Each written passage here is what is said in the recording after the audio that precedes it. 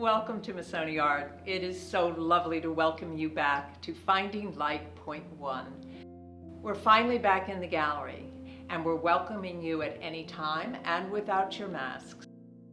If you prefer to wear a mask or you are at high risk, please know that we will accommodate you, but we'd prefer that you make an appointment so that you can have the gallery to yourself. Otherwise, we're allowing 10 people in at a time, and we really encourage you to come back in to our regular hours and visit with us in the gallery. It's been a long year, and our artists have been very busy. Some have continued with projects that they started pre-pandemic. Others have gone in some new directions. I think you'll find all the work very interesting, and I look forward to telling you about it when you come. Another new thing we're trying, because we want to make sure all of you have an opportunity to learn as much as possible about the artists, is we're using something called a QR code. Now, I have no idea what that means, but I understand from the youngins that fill me in on all of this, that you can come in, take your phone, go up to it, and it will take you directly to our website. You can read the bio of the artist, you can see additional work.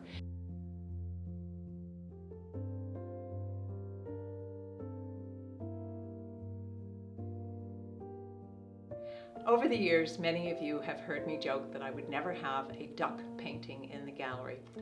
Well, I had to change my tune because Katherine has produced a series of the most wonderful, what I almost call illustrated manuscripts, of telling the story of how the animal world interacts with one another and the lessons that we might learn from observing Mother Nature and her creatures.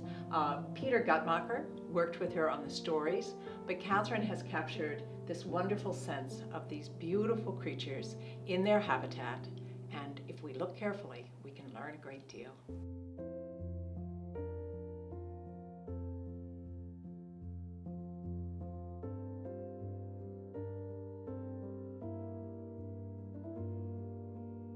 It's been wonderful to welcome back so many of the artists that I've been showing for years and years.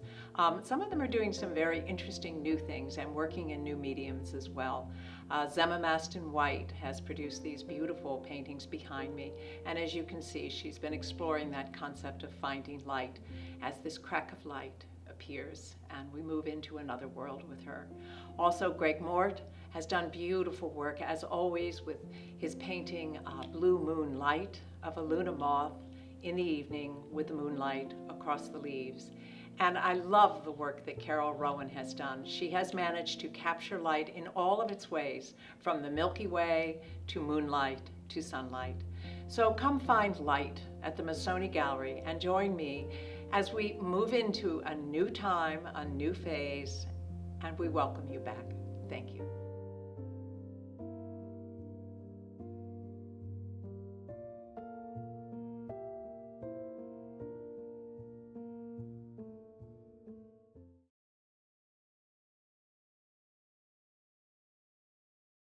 That we will be open without masks and where people can come in without an appointment. And I must admit, it's going to feel very strange to have the door open and people just coming up the stairs and experiencing the gallery again. You know, last year in the middle of the pandemic, we thought possibly everything would be over by January. So I had put a show together that we were going to call Reset, and thinking that we would just go back to normal. And by about December, I realized there was no way that we were going to have a show open in December, but more importantly, there was no going back. There was no reset button we were going to be able to push and everything would be normal again. So, you know, I called several of the artists, Heidi and Grace and various other ones, to see what their input might be. And we'd all been very inspired by Amanda Gorman's beautiful poem during the inauguration. And I think what really inspired us was her energy, her youth, her just that she represented what we hoped our country would learn coming through all of these difficult times. And one of the comments that she had used at the end of the poem was to find light. You know, someone like Heidi Fowler, whose work you'll see throughout the gallery, I mean, just gorgeous work that she's done. Heidi has very much been exploring the idea of what we throw away, and to make use of the things that others might consider trash, things we just no longer want to use and we just toss aside in the creation of her work. Now, she is an extraordinary craftswoman in terms of her use of all the materials that she works with. She literally does transform them.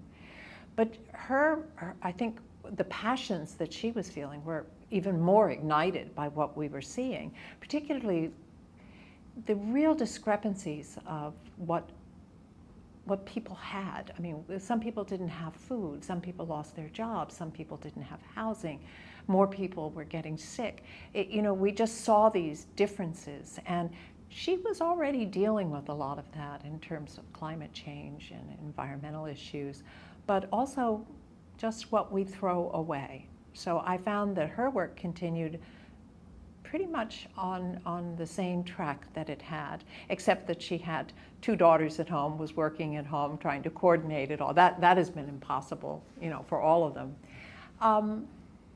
Others, you know, changed completely. I got birds.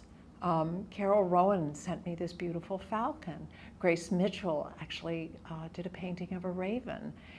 And I thought about that, and I thought, well, why do you suppose I have these 2 birds here? And yet, what occurred to me was, did they all feel like they were in a cage? And did perhaps the bird, that sense of that freedom and that flight, appeal to them as something they wanted to capture? So you just would feel these little differences. I think also in someone like Grace Mitchell, there was a different energy in her work, a real tension. She has always, again, been someone who has had environmental issues as forefront, and always her work has been beautiful. She draws you in with beauty and then asks you to think about what we might be doing in terms of how we live in the world. But this time her paintings had an edge. You'll see them behind me. They're a bit darker. They're a bit more foreboding. They are, my ability to speak French is non-existent, but there is a phrase that I remember, j'accuse, I accuse. There's something in her work that is just making us look at these forests and trees and say, pay attention. And there's a series in the back that you'll see that are beautiful little paintings, and you could just simply assume you were looking at sunsets and all of that. And you may very well be. That may be. Ken Schiano decided to really move into different materials. The couple of pieces that won the Maryland State Arts Council Award downstairs just have a light inside of them that are breathtaking. It's part of a series that he had been involved in, and he's continued with that. But then I got these bears, these wonderful, they make you feel of the teddy bear that all of us had as a child, the little forlorn bear sitting in the corner in the nursery. In a million years, I never thought I would get a bear from Ken. And they are somewhat a self-portrait of what he was experiencing during this time. I have plans for a show that I'm going to do in January of 2022, where I'll ask each artist to pick that piece that reflects for them the time period that they went through, and might reflect some of the changes that they experienced. I've been very fortunate. Many of these artists I've represented for some of them 30 years. So I really have watched them grow. The photographer Michael Kahn is a prime example. I gave Michael his very first gallery show, very first time. I remember seeing his work and just being, I mean, he had it. It's a very similar story about even Mark Castelli. You know, Mark came to visit with me, gosh, again, almost 30 years ago. And I just remember him opening up his portfolio, and I thought, my goodness, this man has captured something I just haven't seen someone else do before. In this particular show, you're right, I have seen them all grow. I love some of the work that Katherine Cox is doing. Katherine, for years, when I first showed her work, did these beautiful drawings of things I would call shelters. They were the house shape. They were, well, actually you can go on my website and you can see the wonderful little exhibit we did. The very first one that we did is a virtual exhibit, which was called Shelter, which we used those older drawings that she had to encourage people to in fact stay home, to really drive home the fact that this was a time to go within, to go into that sense of shelter. But before that, she had started, actually, I think I would not say any of the artists that I represent are what I would call political artists, but all artists are affected by what is happening in the world around them. And Katherine is an example. I mean, Katherine is my age, and my age we won't go into, but let's just say there. But I went through the women's movement. I went through the civil rights, you know, the protests, the early times. And honestly, I thought we did that. You know, we'd done it. I have learned on so many levels that we scratched open a wound, but we quickly let it scab over and we didn't keep at it. I hate to use that terminology, but we didn't. I during this pandemic, have been overwhelmed by the work yet to be done. And when Katherine started doing the paintings of the clouds that you'll see over there, these beautiful pencil drawings, it was because it was almost, she said, a sense of tumbling down the rabbit hole. What is up? What is down? Where's the world? Where are we? What is going on in this world? And one of her paintings is a drawing that she did called My Cry for Justice. And it's so powerful, the way this energy of these clouds and the sky, and it very much is that feeling of, how do I make sense of any of this?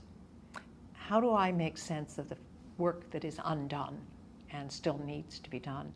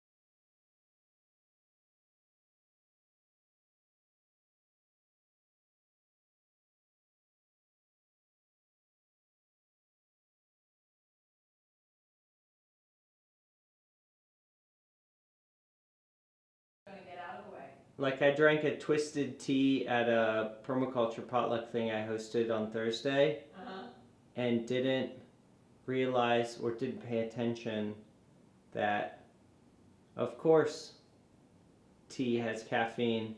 Yeah. So I checked and it was 30.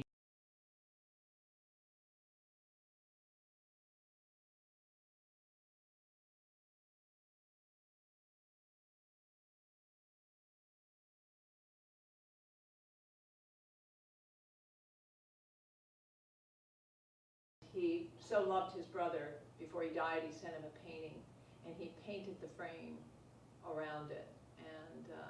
And then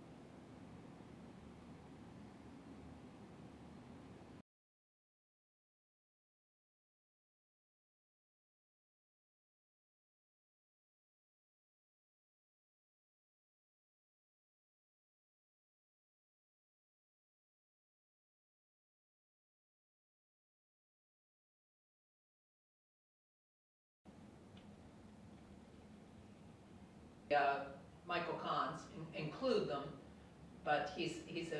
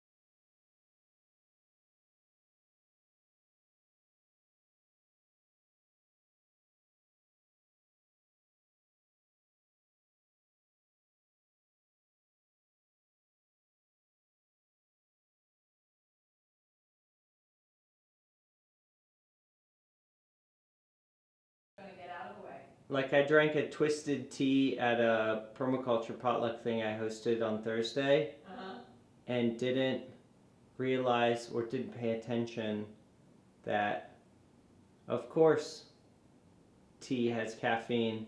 Yeah. So I checked and it was 12-hour wedding the next day. But now I know I can do it. It's like a little bit of a confidence boost. Like if I can film a wedding on no sleep and still do a good job, that means I've got one little tiny job I'm going to want to talk to you. Come in and do the art and movies. Lost virtually all of our corporate when they did. Well, I think because you could invest more. Yeah. And then with the new paint job, was doing, but I'm pleased about that. That's not bad.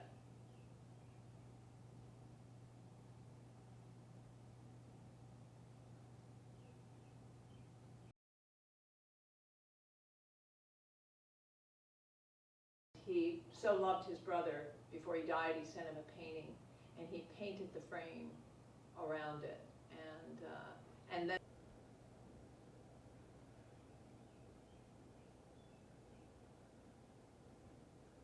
Wants me to do everything, and I just don't have the time. No. Because I'm an assistant. Yeah, I'm trying. And I got chickens this week too, which has been great for my mental health.